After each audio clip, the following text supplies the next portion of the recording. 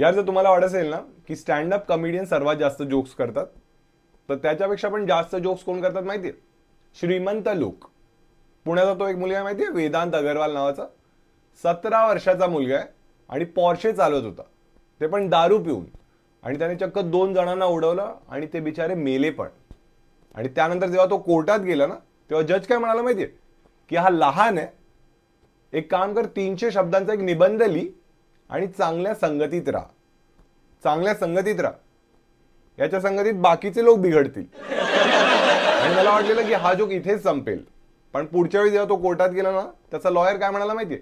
अशी गोष्ट म्हणाला जी कोणीच म्हटली नव्हती, तुम्ही विचारही नाही करू शकत, एकदम युनिक. त्याचा लॉयर म्हणाला की गाडी वेदांत चालवतच नव्हता, गाडी त्याचा ड्रायव्हर चालवत होता. तिथून सलमानचा ड्रायव्हर हसतोय त्याला. तो म्हणतोय की याने माझा निबंध चोरलाय.